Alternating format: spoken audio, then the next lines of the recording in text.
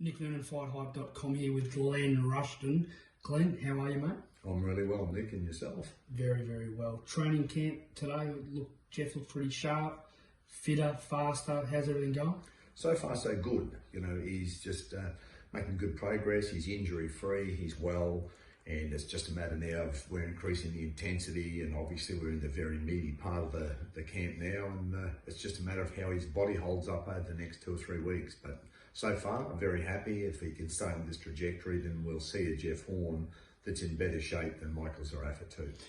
Not a lot of difference in temperature between here and Townsville. When will you and your team decide to go up there? Will it be like Zarafa was when you went to Bendigo, say 5, 6 days? Will it be a bit before? 6 days. We're going to go up there on the 20th, so 6 days before. Contractually, that's when we need to be there, and I don't see any real need. We're on the same time zone, similar weather. There's no real adjustment to make in Townsville. So same state, same weather, similar. You know, so no, very comfortable. 6 days should be perfect. And who's walking out second? Well, that's an interesting thing. I mean, I believe that as a sign of respect, Tim should say to Jeff, you know, you're the one that's, firstly, you're an Olympian.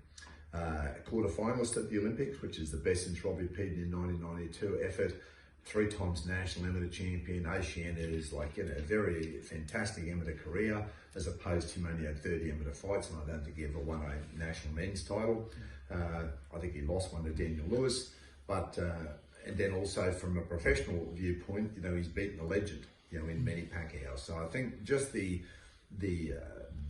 what Jeff has done, I believe, warrants that Tim, just as a sign of respect, should say, Jeff, you go out second. Also, remember, Tim is not his father. It would be different if it was his father, but it's not his father. His father had 3 amateur fights, and we know he had a brilliant professional career. Tim is not his dad, and he's got to say, no, I'm a young boxer that's had 30 amateur fights and 15 professional fights, and I've never fought a fighter of the caliber that Jeff Horn's fought. As a sign of respect, I believe he should do that. We shouldn't even be having this conversation, so it's strange to me that we are. Just through this camp, I've covered boxing a long time, I know who the A sides and the B sides are.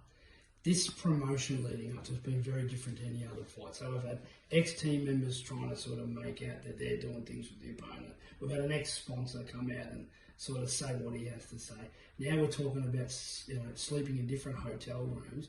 Why does Tim Tszyu think he warrants that?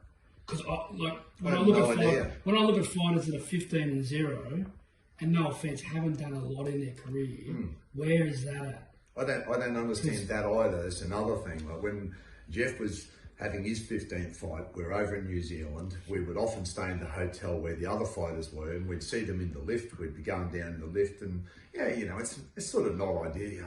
There's the opponent. We'd say in the lift. That's who you're fighting. But it just is what it is. You know, the promoters they can't be pandering to all these little. We're not Primadonnas. We're boxers. We're fighters. You know, that's what we are. So, you know, again, if you happen to stay in the same hotel, so be it. You know, we stayed in the same hotel as Terence Crawford over there. And yes, we ran into some of his team, and, you know, there was sometimes those little sort of uncomfortable moments, but that's just part and parcel of the whole, you know, pre-fight sort of psych and pressure and so forth, and you deal with it. You just deal with it. You don't go, oh no, I can't, I don't want that. You know, you don't have the right to say you don't want that. You say, hey, this is where you're staying. You're staying there. That's the accommodation. If you don't like it, find somewhere else to stay. So is that because is that Tim and his team living off that real Tszyu name that we warrant that? But I don't know whether it is, or is he rattled? I don't know. Like, really, does it bother? Nothing bothers Jeff, you know. I mean, yeah, it's not ideal, but you just go, well, if you do, you do. And, you know, you've got to adapt to these things. And, you know, I think it's a sign of just your own sort of character and strength that you can shake all that off. And if the lift is going to rattle him or concern him, then he's got to step inside that. Fight's on a Wednesday night. We're going to see each other on the Monday at the formal press conference at 2 o'clock. We're going to see each other. We're going to come back and watch. Of course.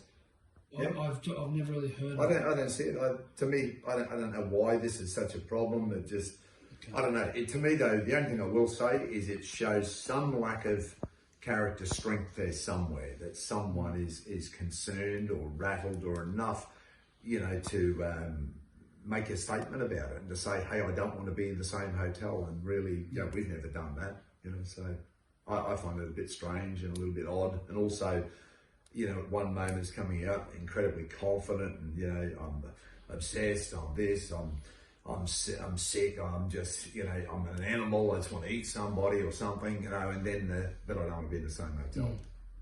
It doesn't quite add up, but it is what it is. How do you feel about your fighter saying that he's only getting this fight because of his second name? I actually believe that as well. How do you feel about that, your fighter saying that? I wouldn't say no. I think Tim is a very good boxer. Okay, I really do have a lot of respect for Tim and his team. I think he's a very good boxer. He's done nothing wrong, remember, and any undefeated boxer, you always have that unknown, how good are they really? You just don't know when someone's undefeated. So I do think he's an extremely good boxer, but when you look at the actual data and you say, here's a guy that's had 30 amateur fights, didn't win an Australian men's title, okay, in that time, he's had a very short amateur career, had 15 professional fights, fought 3 guys recently, none of them of whom were big punchers, remember, fought a very aging Denton Vazelle and did look good against him, but Denton Vazelle was obviously, you know, had lost 3 of his previous 4 and was certainly not in the right headspace to be fighting an up-and-comer like Tim. So I've got to look at the data and say the data says that you haven't done a huge amount yet. But when I look at the skills of the boxer, I can see a boxer there that's got good power, surrounded by a great team, and is incredibly determined and training very, very hard. And any young, fit, strong, determined opponent is always going to be a handful. So, you know, I'm not underestimating him, but the data would say that, yes, he probably, if his name wasn't Tszyu, he probably wouldn't be in that ring with Jeff Horn. Yeah, okay. The data. Last but not least, looking back on Tim's last one against Jack Brubaker, the Jeff Horn when he's 100% committed, fit and fast, what would have Jeff done to that Jack Brubaker? Because I know that Fennec called the fight off, never saw Brubaker actually go down from those shots.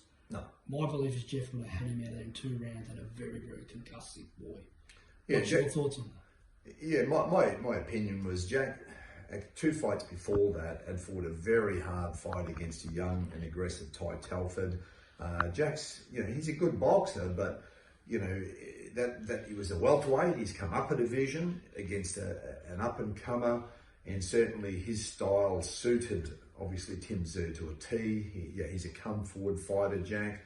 A good counter-puncher like Tim Tszyu, who was coming right under his punches all the time, and you know, he was there to be hit, and you know, he's a smaller man than Tim Tszyu, and I think Tim just took advantage of that. What would Jeff do to that Brubaker? Oh, Jeff, yeah, it would have been a no contest. Yeah, Jeff, you know, that fight would just never happen. Simply, just Jack wouldn't be obviously at the same level to fight Jeff Horn, so that fight would just never take place.